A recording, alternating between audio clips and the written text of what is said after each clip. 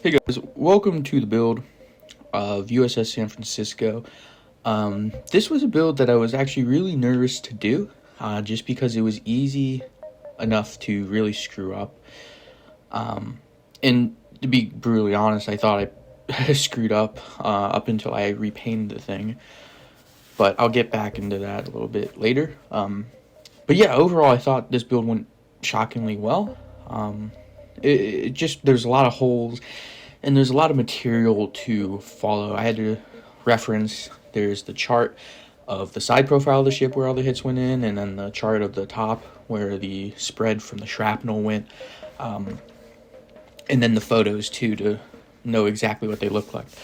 The Navy documented this one pretty well for the most part, although there are a few places on the ship where I wasn't sure what the hole looked like, and there were a few photos I was looking at where it didn't quite make sense to me. So there are a few that I'm not sure how accurate the hit would have been, or I left it off completely because I couldn't make out what exactly was damaged.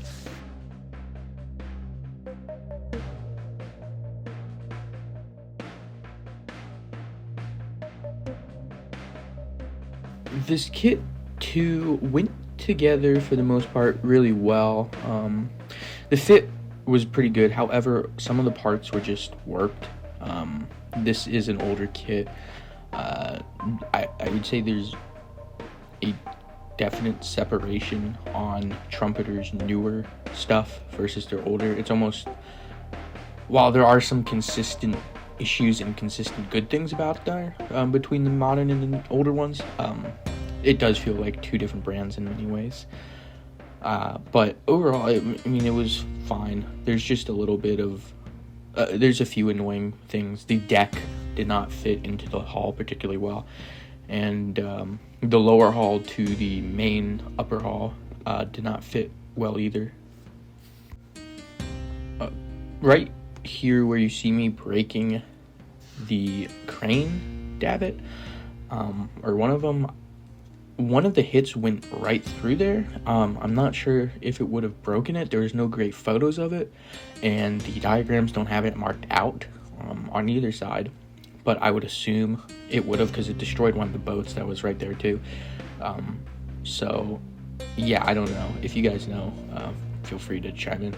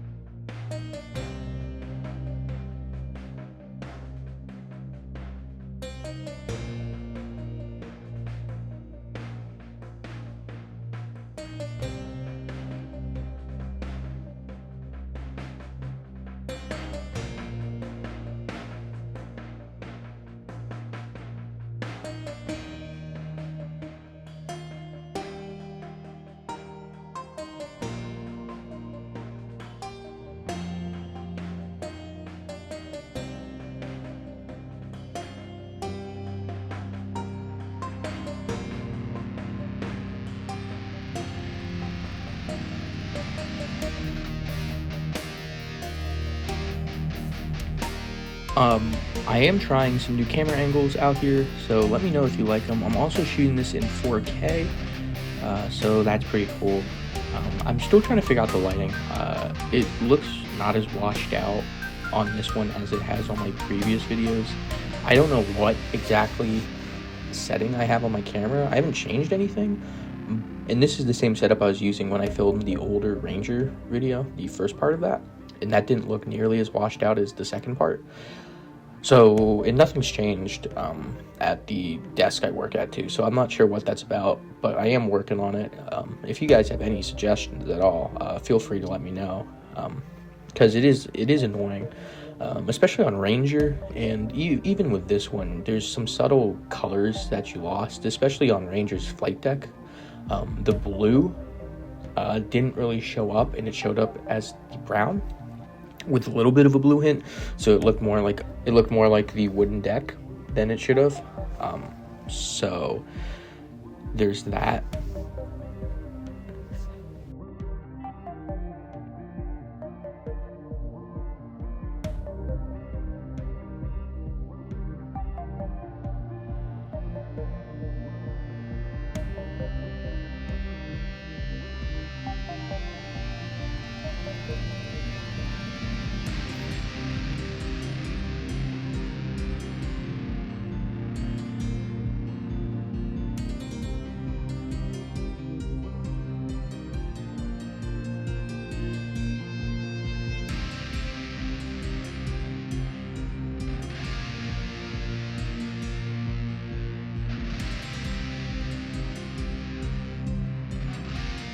And right here, here's one of the diagrams I'm talking about. As you can see, just so many hits that it took in battle. I think it's up into the mid-40s.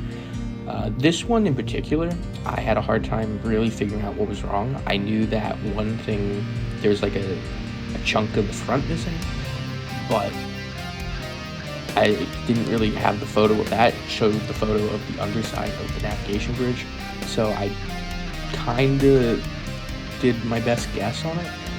As you can see, there's a little light poking through it, so I figured that part of the bottom deck was missing, or the floor of the navigation bridge was missing a little bit, so I just went with that.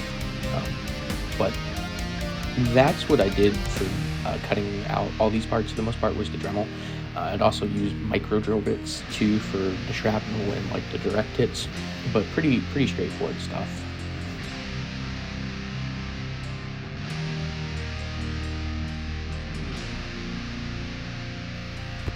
One thing that I found that the Dremel did really well was it's hard to get that spalling effect with plastic because it's thick and it melts, it doesn't really bend. But since the Dremel has that little burr bit, it churns up the plastic really well, and it kind of gets that spalling effect that you would get through ripping through a thin metal. Also right here I am working on the door. None of the navigation bridge and the bridge below it did not have any doors. The detail, like I said, this is an older trumpeter kit, so a lot of the detail was non-existent for certain pieces, and I thought this would look pretty cool either way. Just the absolute bent door. I just figured it'd add a lot of detail. Turns out you don't really see a ton of it in the final product, but I know it's there, you know it's there, so it's kind of a cool little thing.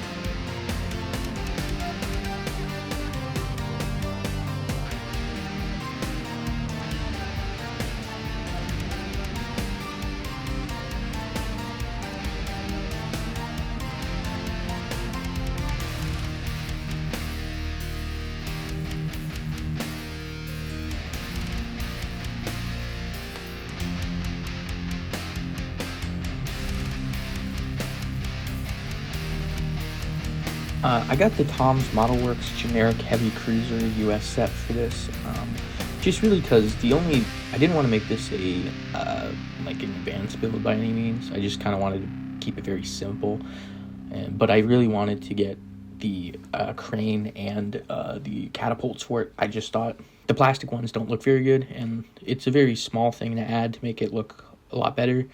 Unfortunately, these didn't really go together well, and the instructions weren't great.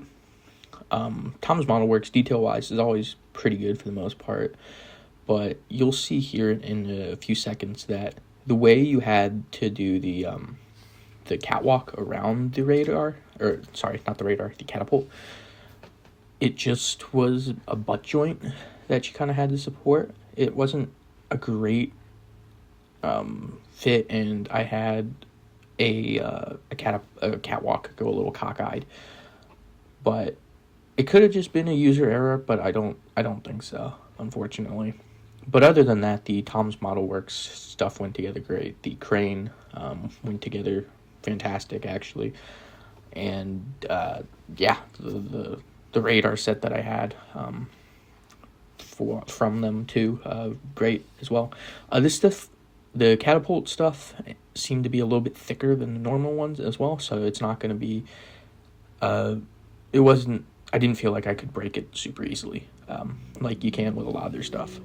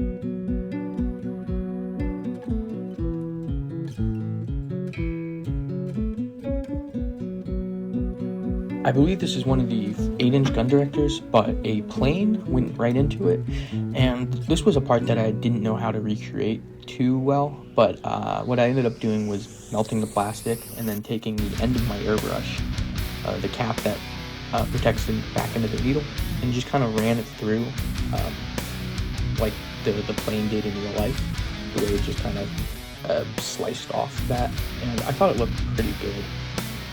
Right here I'm using Vallejo Black. This is the best I got to spray. I figured out a really nice thinner that works with it.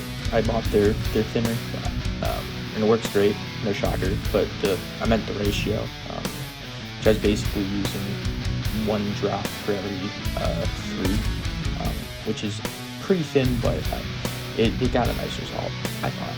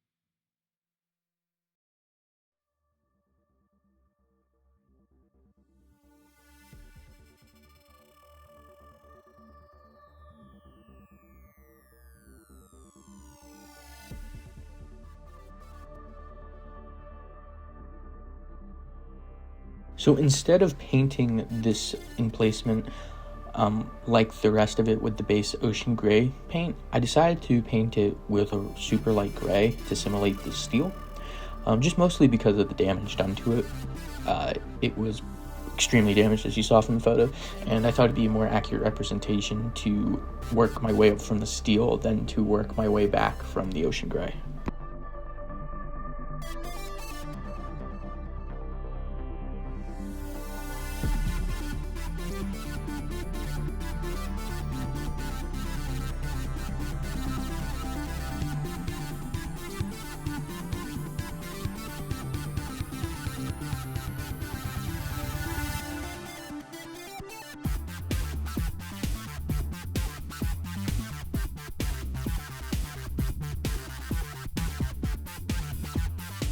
This is that stippling effect I'm talking about. I did light gray because I wanted to show that maybe it was a little bit more oxidized, a little more rusty since it no longer had the primer on it. And then I also did a primer layer just to show where it didn't, the paint didn't quite chip all the way down back to the bare steel. And for the most part, I think it actually turned out really nice. A tad extreme, but the ship was extremely beat up from Guadalcanal. From the night battle of Guadalcanal. So, with the stippling, I did find though that it didn't blend into the ship very well. And so what you see coming up and in the final photos is I mixed a really thin coat of black to simulate smoke from the fire that were on board, and sprayed that all over the ship. And I thought that looked good, but what I wanted to come back and do too was spray a little bit of rust all over it. If you look at the photos, there's not a ton of rust streaking, but I would imagine that it still was pretty rusty, and I wanted it to tie back into the ship. And so I thought that was the best way to do it, and I quite liked the result, actually.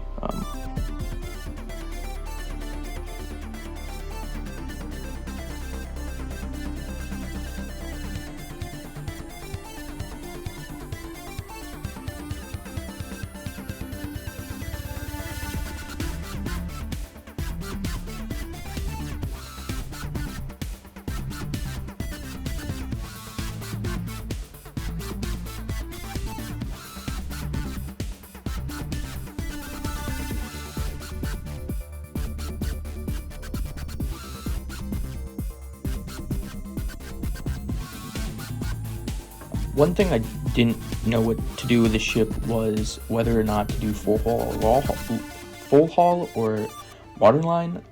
I still don't know what I'm doing. If you guys have a preference either way, let me know.